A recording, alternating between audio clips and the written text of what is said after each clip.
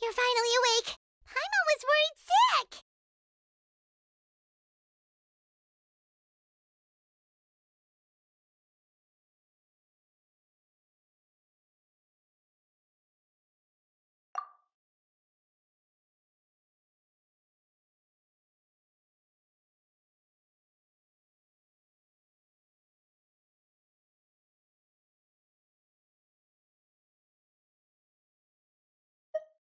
No idea. Paimon just woke up and then we were here. Oh, Paimon's head is all dizzy.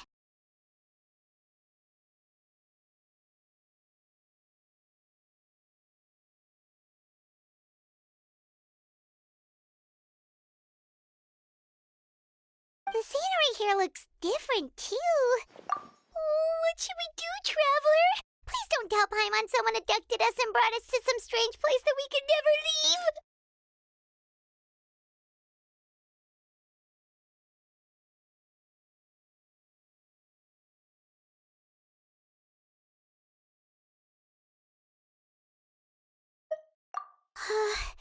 You're right.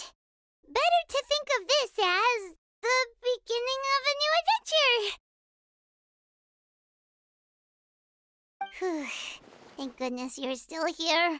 If Paimon woke up alone, she probably would be trembling in a tree hollow.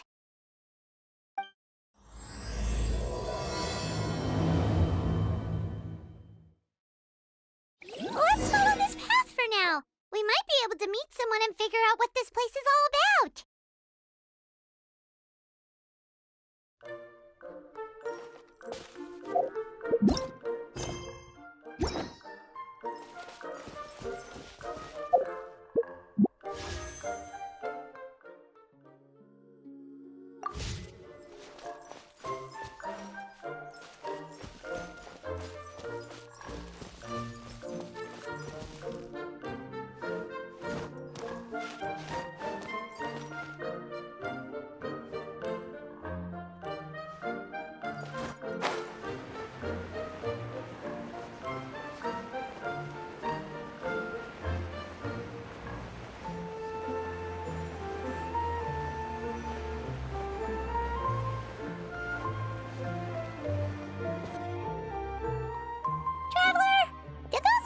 The road looked weird to you.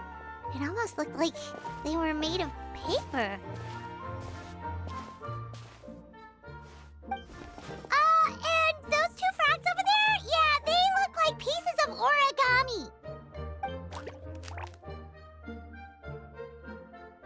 Oh, by the shade of a lotus leaf stream, don't tell me you forgot how to jump! I didn't forget, Firecracker. I'm just not sure if what I remember is correct.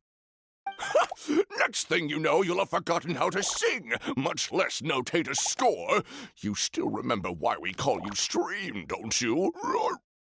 Yeah, because I've got a great singing voice. Although these days, the name seems more ironic than anything. Not just a great voice, one that evokes the gentleness of early morning dewdrops flowing into a spring. So cheer up and make the jump over. If you're still unsure, just use that roll of magic thread. I won't laugh, I promise. Now, don't tell me you've forgotten how to use that as well. I haven't forgotten everything, Firecracker. Your name, for instance. It's kind of hard to forget that you're named after your fiery temper. Now do me a favor and pipe down for a second. I'll be right over.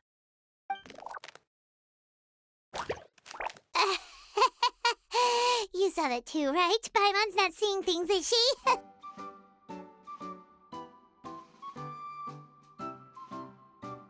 This place is getting more confusing by the second.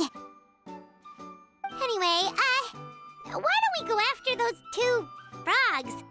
They didn't look evil or anything. Plus, they might be able to help us out.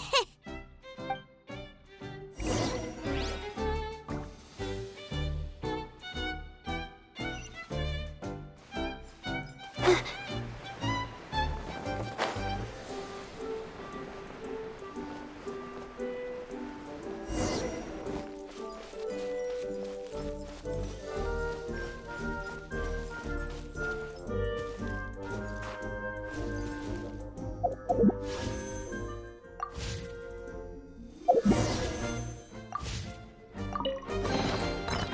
glad I saw this.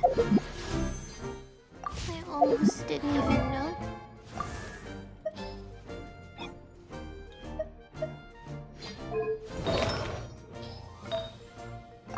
Is it?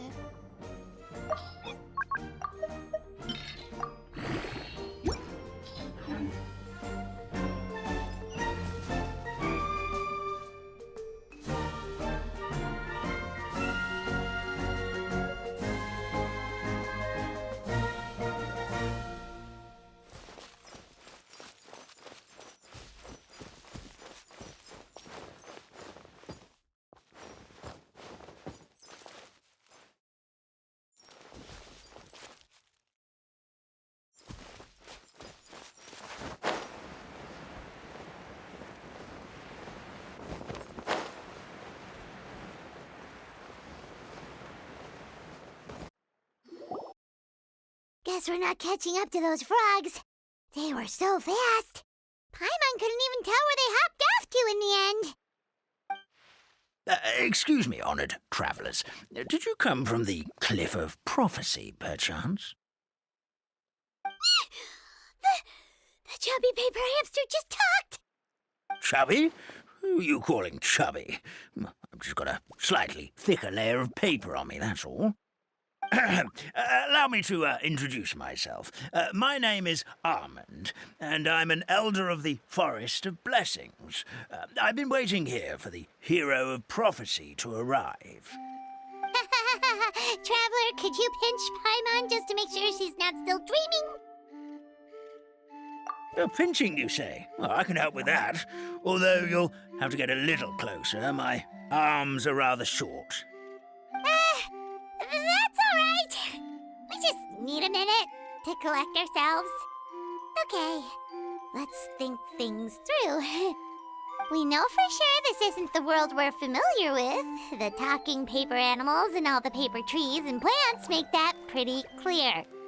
The hero from another world, supported by their companions, shall restore peace to the world. That is what the prophecy says.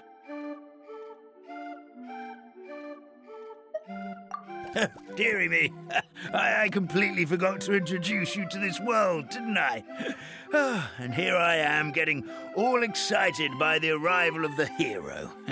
You'll have to excuse me. This old brain isn't what it once was, all shell and no nut. Well, perhaps my once glossy paper has faded past the point of no return.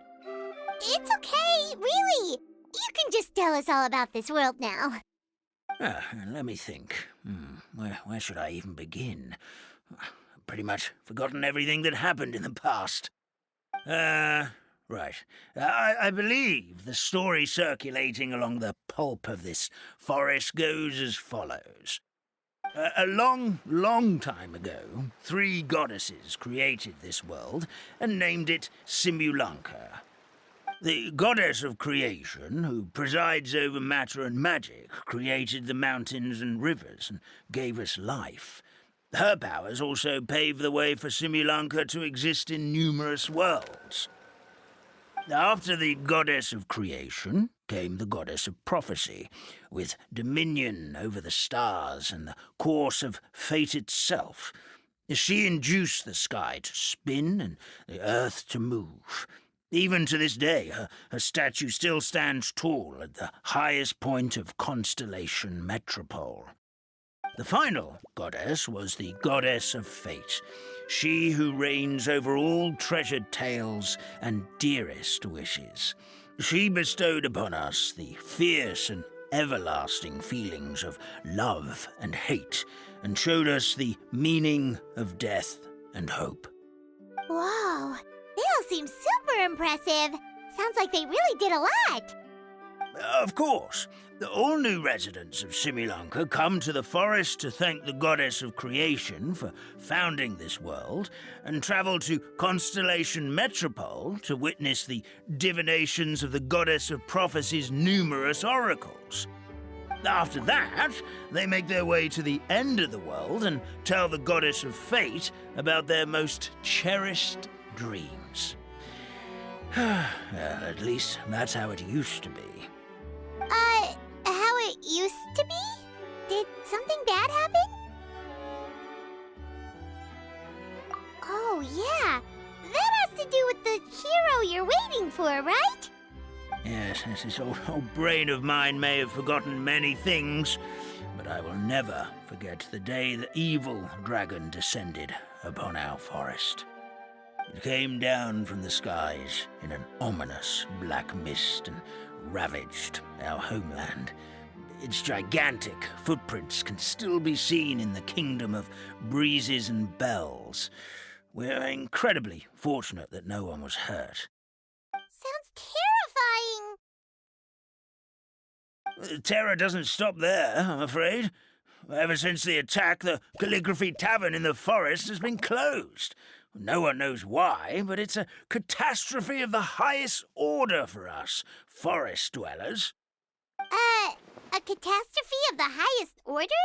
All because a tavern closed? If we were talking about Mondstadt here, Paimon might understand, but is it really all that serious? Good goddess of creation above, we'd take even the greatest flood over the closure of the tavern. Wet paper will dry out with time. Fallen trees can be restored. But the Calligraphy Tavern is the only source of the magic tonic that sustains all creatures in the forest. Magic what? Magic tonic. It was gifted to the forest by the goddess of creation herself. A special potion that helps us maintain our vitality. Well, our bodies will gradually crumple and become brittle until they eventually disintegrate entirely. Our colors will fade and we'll start to lose our memory until we can't even remember our own names. But wait, Grandpa Almond, does that mean you've already... Oh, I'm afraid so. The color has all but completely faded from my paper. To be honest, all I really remember is that I'm supposed to wait here for the hero of prophecy. But I've already forgotten who gave me that order to begin with. Then we've got to act fast! How can we help? Oh, brave Pixie. May the goddess of fate reward you and your friend for your kindness. Could it be you're the heroes I've been waiting for all along? Not sure how we know that. Plus, we can't even remember how we got here, so it's not looking too promising.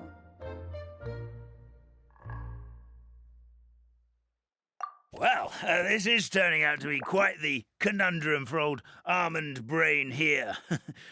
The prophecy never mentioned anything like that. For now, why don't you come with me to the Hut of Blessings? Our forest fairy lives there. Maybe she'll know what to do. Whoa, a forest fairy? Like one that knows magic? Oh, you betcha. She's prophesized to join the hero on their journey. Well, then she sounds like exactly the kind of person we need. Please lead the way, Grandpa Almond.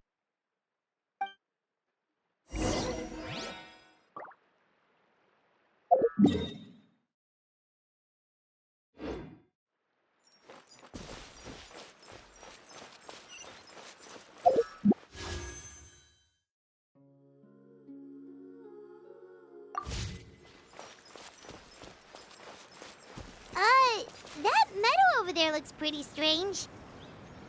That's what the Calligraphy Tavern looks like. Now it's lost all of its color.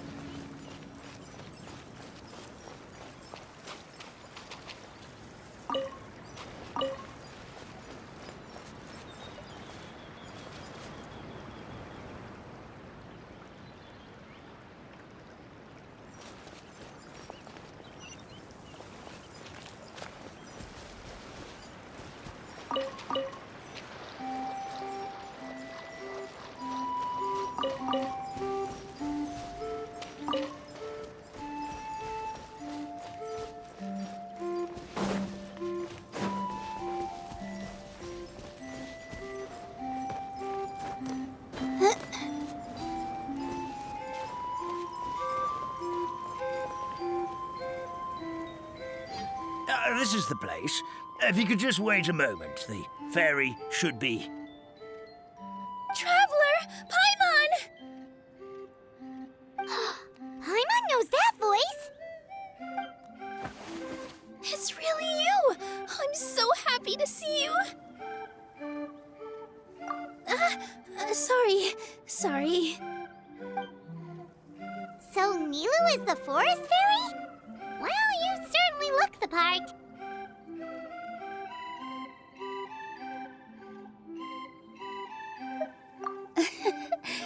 Thank you. To be honest, I'm still getting used to it. It's the weirdest thing.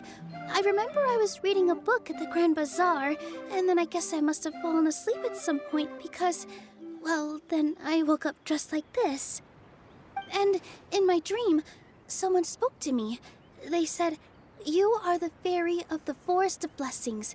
Now go, save the forest with your magic." At first, I thought this whole world was just part of the dream, but no matter how hard I tried, I couldn't seem to wake up. I couldn't find anyone I knew from the real world either. Sounds similar to what happened with us. We also have no idea how we got here. Anyway, sorry for my reaction back there. I got a bit too excited when I saw you two. It's okay, we totally understand. We were looking for a way out too. At least we know we're not alone. Oh, blessed be the goddess of fate above. You're already friends with the fairy of the forest. Grandpa Almond, thank you so much for bringing my friends here. Could you let the others know I'm coming? I'll head over right away. Of course, leave it to me. Hey-ho, pistachio. Today truly is a blessed day.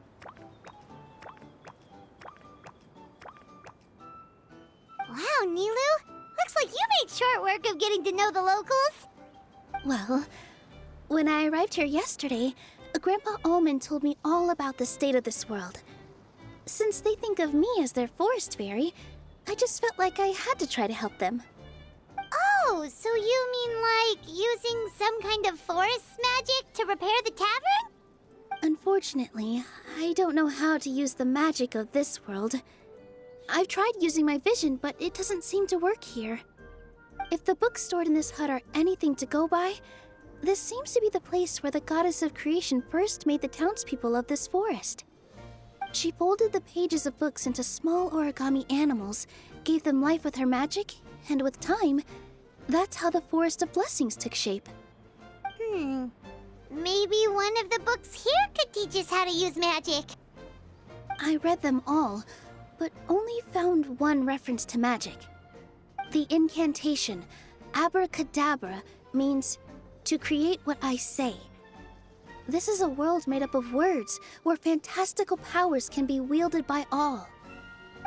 Okay, so basically everyone in this world can use magic? That's nice, but still kind of vague. Yeah, from the other books I read, it seems like this goddess really likes to play fast and loose with the details. So, what should we do now? Didn't you say you were going somewhere, Nilu? Oh, yes. I was going to help some of the other residents of the forest. They've been busy making preparations to reopen the tavern, so I thought I could help out. Got it! Guess we should just focus on what we can do for now. This whole thing is making me pretty nervous, actually. It's like I've been pushed on stage without being taught the choreography. Since I'm already wearing the costume, though, I might as well try to play the part. It's what a professional dancer would do. And who knows?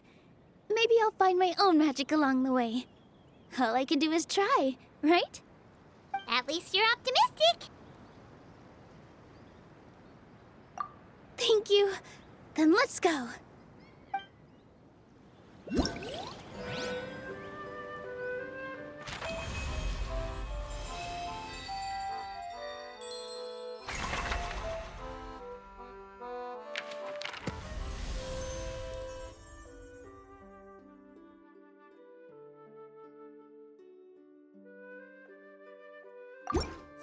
Even when we're not looking up at the Stars.